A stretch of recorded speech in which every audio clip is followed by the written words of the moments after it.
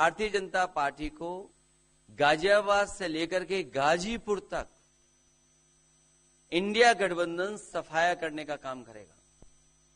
आज किसान दुखी है। तमाम जो वादे किए थे, भारतीय जनता पार्टी की हर बात झूठी निकली। उनके वादे झूठे। न किसान की आय दोगुनी हुई, न नौजवान को नौकरी रोजगार मिला, और जो सपने दिखाए थे विकास के, वो भी अधूरे हैं। चुनाव में 2-3 बड़े मुद्दे हैं। सबसे बड़ा बेरोजगारी, दूसरे नंबर पर महंगाई, भागीदारी। मगर बीजेपी 24 घंटा डिस्ट्रैक्शन करने में लगी रहती है। कभी प्रधानमंत्री समुद्र के नीचे चले जाते हैं, कभी आसमान में सी प्लेन पे चले जाते हैं, मगर जो मुद्दे हैं उनके बारे में न प्रधानमंत्री न बीजेपी बात करती है। प्रधानमंत्री जी कहते हैं कि इलेक्टोरल बॉन्ड्स का सिस्टम ट्रांसपेरेंसी के लिए लाया गया, राजनीति को साफ करने के लिए लाया गया। अगर यह सच है तो उस सिस्टम को सुप्रीम कोर्ट ने रद्द क्यों किया? और दूसरी बात, अगर आप ट्रांसपेरेंसी लाना चाहते थे तो जिन लोगों ने आपको पैसा दिया, बीजेपी को पैसा दिया, हजारों करोड़ रुपए दिए, उनका नाम आपने क्यों छुपाया था? और जिन तारीखों पे उन्होंने आपको पैसा दिया, उसको आपने क्यों छुपाया था? पता लगता है हजारों करोड़ रुपए का कॉन्ट्रैक्ट किसी कंपनी को मिलता है, उसके एकदम बाद वो कंपनी बीजेपी को पैसा देती है।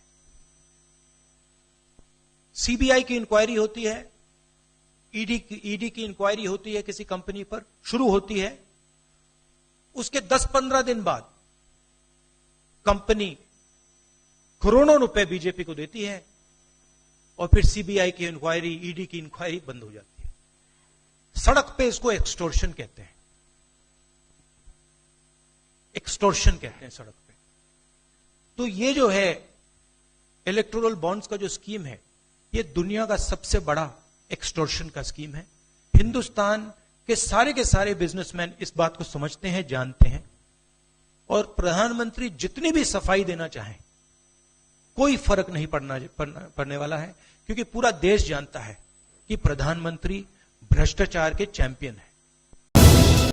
यकीनन राहुल गांधी की ये बात ठीक है कि उन्होंने कुछ सवाल जेन्युइन उठाए और जिनके बारे में कहा जा सकता है कि देश इन सवालों का जवाब जानना चाहता है।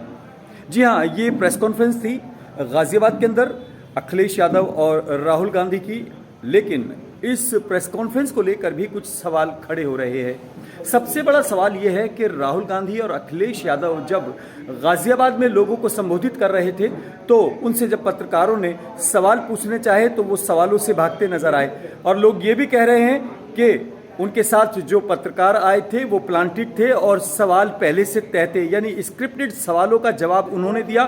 जब लोगों ने सवाल पूछे तो उन्होंने अपना गीत चलाकर लोगों को खामोश कर दिया, बल्कि सवालों को दबा दिया।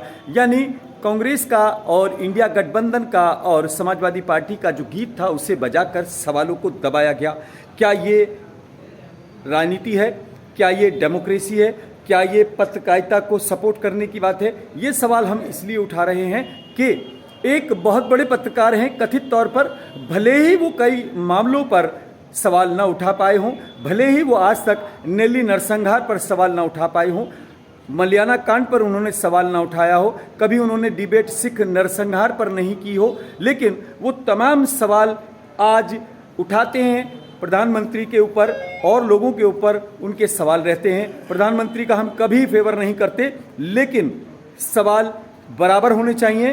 राजीव गांधी से सवाल होने चाहिए, उनके कार्यकाल से भी सवाल होने चाहिए, कांग्रेस से भी सवाल होने चाहिए, सिख नरसंहार पर भी सवाल होना चाहिए, मुरादाबाद पर भी सवाल होना चाहिए, मलियाना पर भी होना चाहिए, और अखिलेश यादव से तो मुजफ्फरनगर कांड पर भी सवाल होना चाहिए कि ठंड के अंदर लोग सर्दी में ठिठुरते रहे, आप फिल्मी कलाकारों का नंगा नाच देखते रहे। ये सवाल पत्रकारों के मन में थे। इन्हीं सवालों को लेकर लोग राहुल जी से ये पूछना चाहते थे कि मुरादाबाद के अंदर 400 लोगों की हत्या के बाद, मौत के बाद आज तक सक्सेना कमेटी की जो रिपोर्ट कांग्रेस ने बनाई थी, ये पटल पर क्यों नहीं रखी गई?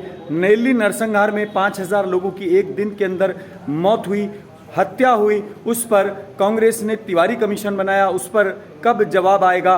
घोटालों पर सवाल उठाने से पहले वो अपने दौर के घोटालों पर कब बात करेंगे, ये लोग पूछना चाहते थे। लेकिन गीत बजाया गया इंडिया गठबंधन का, सवालों को दबाया गया। महिला पत्रकार कहती रहीं कि मेरे 2 सवाल हैं, मेरे 2 सवाल हैं, लेकिन प्लांटेड जो रिपोर्टर्स थे उनके सवालों को भी लिया गया, उनको जवाब भी दिया गया। लेकिन जो असली सवाल थे उनसे अखिलेश यादव भी छिपते नजर आए, राहुल गांधी भी छिपते नजर आए, और सबसे बड़ी बात यह है कि कैंडिडेट्स वहां पर बैठे रहे, लेकिन मंच पर कैंडिडेट्स को बिल्कुल ऐसे लाया गया माफ़ी के साथ, जैसे शो के अंदर लास्ट के मोमेंट पे उनको ला के दिखाया जाता है कि देखिए ये हैं हमारे शो पीसेस।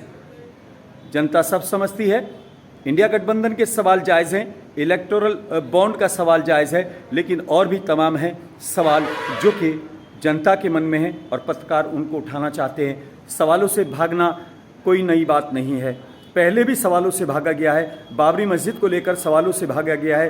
किसने बाबरी मस्जिद में ताला डाला, किसने बाबरी मस्जिद के ताले को खोला, किसने नमाज की अनुमति को बंद किया, किसने नमाज बंद कराई, किसने वहाँ पर पूजा शुरू की, किसने उसको शहीद किया, किसका क्या रोल था, ये सवाल खड़े रहेंगे।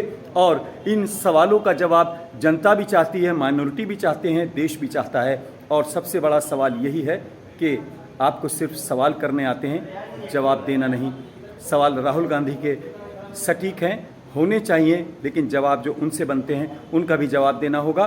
सिर्फ प्लांटेड पत्रकारों को जवाब देकर और स्क्रिप्टेड सवालों को उठाकर उनका जवाब देकर पत्रकारिता को संतुष्ट नहीं किया जा सकता। पत्रकार छोटा या बड़ा नहीं होता, उसका कलम सस्ता या महंगा नहीं होता, उसका सवाल मुख्य होता है। उन सवालों से भागने के बजाय राहुल जी, अखिलेश जी, ये बताइए कि सफाई में अगर लोग ठंड में दंगा पीड़ित ठिठुरते रहेंगे और आप फिल्मी सितारों का नंगा नाच देखते रहेंगे, आपके बड़े बड़े नेता उसको देखते रहेंगे, तो जनता आपसे अगली बार क्या उम्मीद करेगी? सवाल बीजेपी को हटाने का नहीं, सवाल इंडिया गठबंधन को जिताने का नहीं, सवाल है मुद्दों का, सवाल है सवालों का और सवालों के जवाब दिए जाने का। आज फिलहाल इतना ही। अपने मेज़बान आज़ाद खालिद को इजाज़त दें।